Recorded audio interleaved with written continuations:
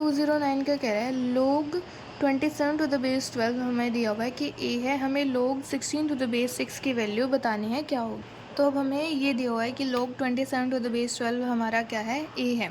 तो इसे हम क्या बेस चेंज प्रॉपर्टी से कैसे लिखेंगे कि log 27 to the base e divided by log 12 to the base e हमारा क्या है, a है। ठीक है जी।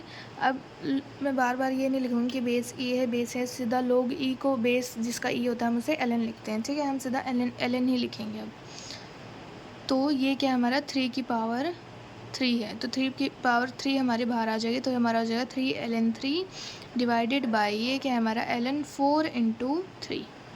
एम इंटू एन को हम कैसे अलग कर सकते हैं, लोग एम इंटू एन को 3 L N 3 divided by L N 4 plus L N 3 is equal to A.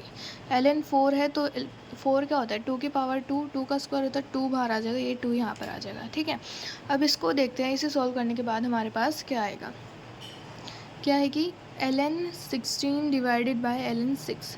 L N 16 क्या होता है 2 टू द पावर 4, तो 4 एल एन 2 डिवाइडेड बाई 6 क्या होता है 2 इंटू 3। तो एम इंटू एन को कैसे अलग कर सकते हैं, लोग एम प्लस एन से L N 2 plus L N 3 हमारी वैल्यू आ गई इसकी log 16 टू द बेस 6 की। ठीक है जी। अब एल एन 2 को हम कुछ एक बार के लिए m मान लेते हैं और एल एन 3 को हम n मान लेते हैं। तो यहाँ से हम जब पुट करेंगे वैल्यूज़ तो 3n divided by 2m plus n is equal to a, और इसमें जब हम पुट करेंगे तो क्या आएगी हमारे पास 4m divided by m plus n। तो हम यहाँ से n की वैल्यू निकाल देते हैं और यहाँ पे पुट करेंगे तो हमारे पास इसकी वैल्यू हमें मिल जाएगी, क्या होगी a के टर्म्स में। तो ये आ जाएगा 3n is equal to 2am plus an। तो यहाँ से n की वैल्यू आ जाएगी 2am divided by 3 minus a। तो सिंपली यहाँ पर पुट करेंगे तो क्या आएगा 4m divided by m plus 2am divided by 3 minus a। m से m हमारा कैंसिल हो जाएगा, तो क्या आएगा 4 इंटू 3 माइनस a, LCM लेंगे तो आ जाएगा 3 प्लस a। तो ऑप्शन बी हमारा क्या हो जाएगा करेक्ट आंसर। क्वेश्चन 210 क्या कह रहा है, consider the number log 2 to the base 10 it is, हमें बताना है कि ये क्या है, रेशनल है इरेशनल है। तो हम एक बार के लिए मान लेते हैं कि ये जो हमारा नंबर है ये हमारा क्या है, रेशनल है।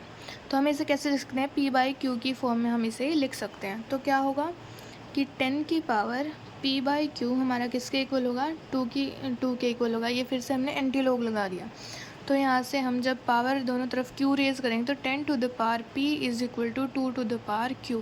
क्या ये दोनों कभी इक्वल हो सकते हैं, नहीं, क्योंकि ये हमेशा क्या करेगा 0 से एंड करेगा, और 2 की पावर हम कुछ भी करें कभी 0 से एंड नहीं करेगा। तो मतलब हमारी अजम्पशन रॉन्ग थी, log 2 टू द बेस 10 हमारा क्या है, एक इरेशनल नंबर है। ठीक है, एक चीज़ तो आगे हमारे पास कि ये हमारा क्या है, इरेशनल नंबर है। अब हमें इसकी रेंज बतानी है कि कहाँ से कहाँ तक होगी। अब मान लेते हैं कि हमारा कुछ x के इक्वल है इसकी वैल्यू। एक बार मान लेते हैं कि हमें ऑप्शन सी और डी में क्या कह रहा है, नंबर इज़ लेस देन 1/3। तो इसको हम एक बार, ये हमारा जो x है इसका हम 1/3 से कम मान लेते हैं, लेस देन 1/3 मानते हैं। देखते हैं हमारी कंडीशन सेटिस्फाई होगी या फिर नहीं होगी। मतलब log 2 टू द बेस 10 हमारा क्या है, लेस देन 1/3। तो 2 is less than 10 to the power 1/3, दोनों तरफ पावर 3 रेज करें तो क्या आएगा 8 इज़ लेस देन 10। हाँ जी, ये हमारी कंडीशन सेटिस्फाई हो रही है क्योंकि 10 हमारा 8 से बड़ा होता है। तो x हमारा लेस देन 1/3 हमारी क्या होगी, एक कंडीशन हो जाएगी। अब सेकंड देखते हैं, सेकंड क्या कह रहा है कि ग्रेटर देन 1/4 लोग 10 टू द बेस 10 हमारा इज इक्वल टू एक्स, और ये क्या है हमारा ग्रेटर देन 1/4 है। तो जब हम करेंगे इसे सॉल्व करेंगे तो log 2 to the base 10 is greater than 1/4, तो 10 की पावर रेज करेंगे 1/4 इज़ ग्रेटर देन 2। तो ये क्या हो जाएगा 10 इज़ ये यहाँ पे होगा, ये ऐसे नहीं लिखा जाएगा, ये होगा 2 greater than 10 to the power 1/4। दोनों तरफ पावर रेज करेंगे तो हमारे पास होगा 16 इज़ ग्रेटर देन 10। तो ये हमारी हमेशा ट्रू होता है, तो हमारी ये कंडीशन भी आ जाएगी। तो x क्या है हमारा 1/3 से 1/4 के बीच में, इसकी वैल्यू हमारी log 10 to 2 to the base 10 की वैल्यू हमारी आएगी और वो 1/3 से 1/4 के बीच में होगी। तो ऑप्शन सी हमारा क्या हो जाएगा, करेक्ट आंसर हो जाएगा। बाकी हमें इसकी वैल्यू पता है कि 0.30 होती है और वो क्या है, इरेशनल नंबर है, और क्या है 1/3 से 1/4 के बीच में आता है। और अगर मान लीजिए हमें यहाँ पे कुछ अलग ही नंबर दे दिया होता, हमें पता नहीं होता, तो इसलिए हमें ये मेथड हमें लगाना पड़ता सॉल्व करने के लिए। क्वेश्चन 211 क्या कह रहा है, if y is a plus b log x then, तो y क्या है हमारा a plus b log x है, तो a को हम लेफ्ट हैंड साइड लेके जाएंगे तो क्या हो जाएगा, y minus a is log x to the base b log x to the base e है। अब इसको b को हम x की पावर में लेके जाते हैं, ठीक है जी। तो ये हमारा क्या हो जाएगा, e की पावर में, ये e की पावर में आ जाएगा y minus a is equal to x to the power b। अब इसे क्या लिख सकते हैं, x to the power b is equal to e to the power y divided by e to the power a। मतलब x की power b हमारा क्या है, प्रोपोर्शनल है e to the power y के। Let y is log x to the base a and a greater than 1, then only one of the following statement is false, which one is it।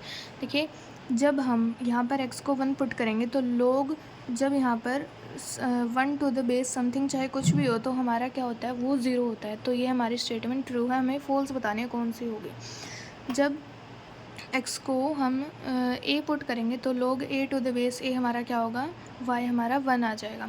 जब x less than 1 होता है तो y क्या बोल रहा है, less than 0। मतलब जब हम log x का ग्राफ देखेंगे हमारे पास क्या आएगा, ये होता है log x का ग्राफ।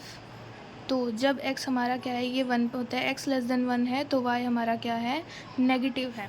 तो ये ऑप्शन भी हमारा करेक्ट है। तो ऑप्शन सी क्या कह रहा है कि x जब 1/2 है तो y क्या हमारा 1/2 है। x जब क्या कह रहा है 1/2 है तो y क्या आएगा हमारा, जब x 1/2 है तो इसे हम log m/n को कैसे खोल सकते हैं, log m minus log n। तो ये बेस a हमारा, log 1 फिर से हमारा क्या होएगा 0, तो y की वैल्यू हमारी आ जाएगी minus log 2 to the base a, जो कि हमारा 1/2 के इक्वल नहीं है। तो ऑप्शन सी हमारा करेक्ट आंसर हो जाएगा।